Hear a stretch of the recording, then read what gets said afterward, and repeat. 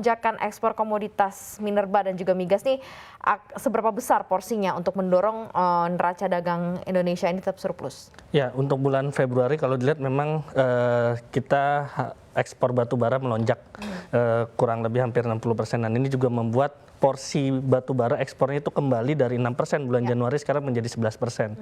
Artinya larangan kemarin bulan Januari ini yang sekarang sudah mulai dibuka ekspornya ini sangat-sangat mendorong porsi ekspor Indonesia, termasuk juga CPO yang harganya selama bulan Februari itu all time high, itu juga memberikan dampak positif terhadap ekspor Indonesia, sehingga memang surplus kita bagus. Cuman di sisi lain, di sisi impor kita juga ada kenaikan, terutama dari barang dari China ya, kita 25% barang dari China impor itu naik, itu juga buntut dari harga minyak dunia yang kemudian meningkat. Tapi poinnya adalah di sini kita walaupun impor naik, kita masih terdorong dari ekspor komoditas, karena memang porsi ekspor komoditas kita itu 44% dari total ekspor keseluruhan Indonesia. Jadi memang masih tertopang neraca dagang kita. Kemarin itu kan memang di kondisi pandemi ya, jadi memang agak cukup baik dari sisi rapor neraca dagang. Nah sekarang ada tambahan sebenarnya resiko dari perang atau tensi yang terjadi antara Ukraina dan juga Rusia. Apakah ini akan cukup nanti mengganggu neraca untuk ekspor kita nih atau ekspor Indonesia ke depannya akan seperti apa? Ya, kalau secara langsung memang tidak terlalu terganggu karena memang porsi ekspor impor kita ke Rusia dari Rusia dan juga ke Ukraina dari Ukraina itu porsinya tidak terlalu besar.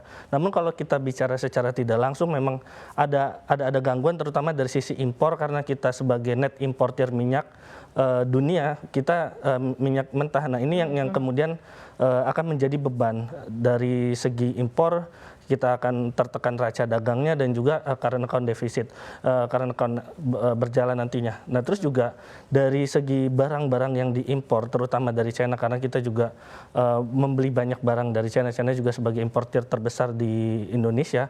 Nah ini juga akan terdampak, karena ini sebenarnya buntut dari China sebagai konsumen minyak terbesar di dunia.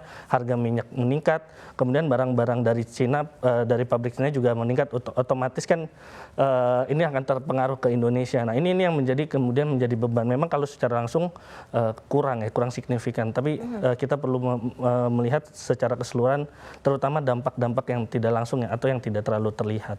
Oke, di sisi lain, dari sisi ekspor RI, juga ada tantangan lain sebenarnya ya dari domestic market obligation CPO. Ini juga poin penting ya yang akan naik sampai dengan 30%. Ini akan seperti apa juga nih dampaknya ke depan?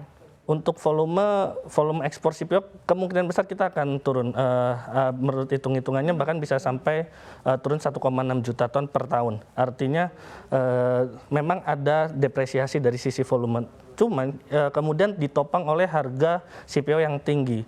Kalau secara keseluruhan lihat dari nilai ekspornya mungkin masih bisa naik secara nilai. Kalau misalnya kita lihat tahun 2021 misalnya, kita ekspor CPO volumenya turun 1%, tapi secara nilai kita naik 50%, karena memang didorong oleh harga CPO yang tinggi. Jadi memang ya secara volume kita akan drop, tapi kalau untuk nilai keseluruhan kita masih tertolong dengan harga ditambah. Memang walaupun harga CPO ini naik karena perang kemarin, cuma secara fundamental juga kita perlu perhatikan bahwa CPO ini dari sisi supply itu memang masih tertekan. Sekarang masih masa pemulihan, ditambah memang lagi musim hujan. Jadi untuk produksi, untuk panen itu berkurang. Jadi memang untuk tahun 2022 harga CPO kemungkinan masih bisa di harga yang tinggi.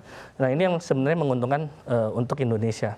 Kalau kita lihat dari dampak signifikan berarti memang yang menguntungkan karena komoditasnya ya, harga komoditasnya ya. Karena kalau dilihat dari sisi perangnya, kalau di tension antara Rusia Ukraina nggak terlalu akan berdampak signifikan untuk ekspor kita. Nah kalau kita memanfaatkan momentum dari peluang baik commodity price ini akan seperti apa nih?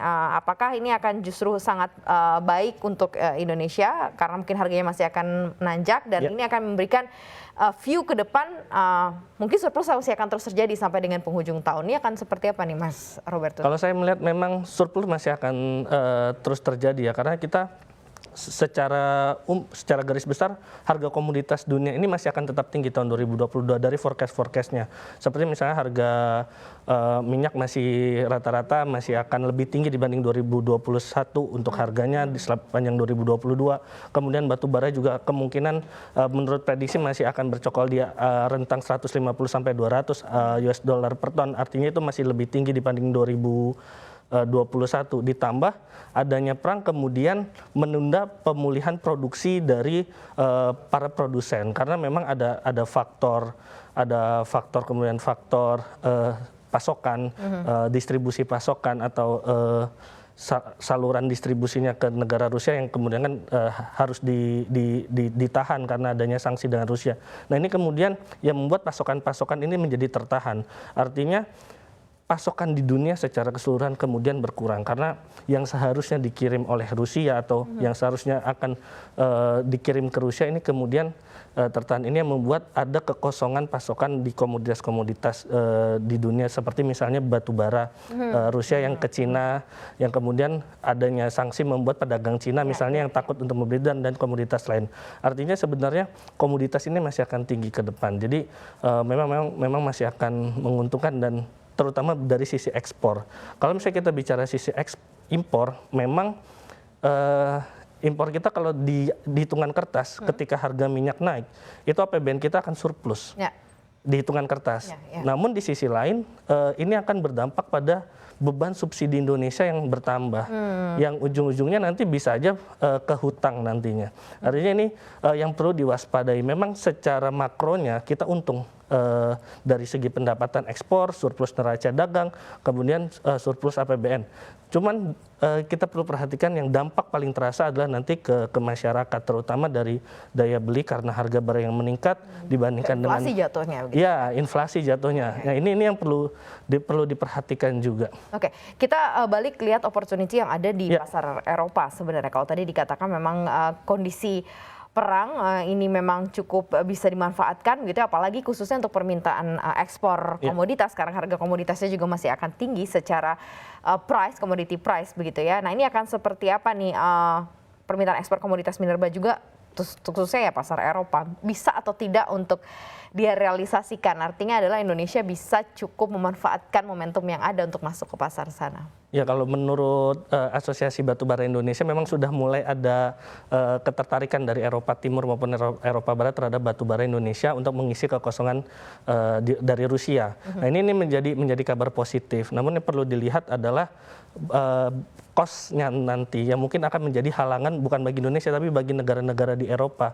Cost untuk mentransfer batubara dari Indonesia ke Eropa. Karena kalau dilihat secara demografi memang Rusia paling dekat dengan Eropa. Kemudian Eropa juga biasanya mengambil energi dari Afrika. Karena memang jarak geografinya yang tidak terlalu jauh dibanding misalnya dari Indonesia. Nah ini mungkin ini yang sebenarnya jadi hambatan dari Eropanya sendiri bukan dari Indonesia. Saya rasa Indonesia tetap akan terbuka, apalagi terutama misalnya batu bara atau misalnya komoditas LNG. LNG kita juga sebagai eksportir terbesar nomor 7 di dunia dan di Eropa sendiri dengan adanya pasokan gas yang terhambat dari Rusia itu juga ada potensi untuk dikonversi kemudian gasnya menjadi LNG. Nah ini sebenarnya jadi peluang juga bagi Indonesia yang selama ini itu mengambil pasar Asia aja. Jadi Eropa kita belum pernah transfer ke sana. Sedangkan di sana mulai ada kekosongan, ada opportunity ke sana. Menurut saya juga bisa, cuman mungkin hambatan yang akan ditemui oleh negara Eropa adalah biaya transfer komoditasnya itu.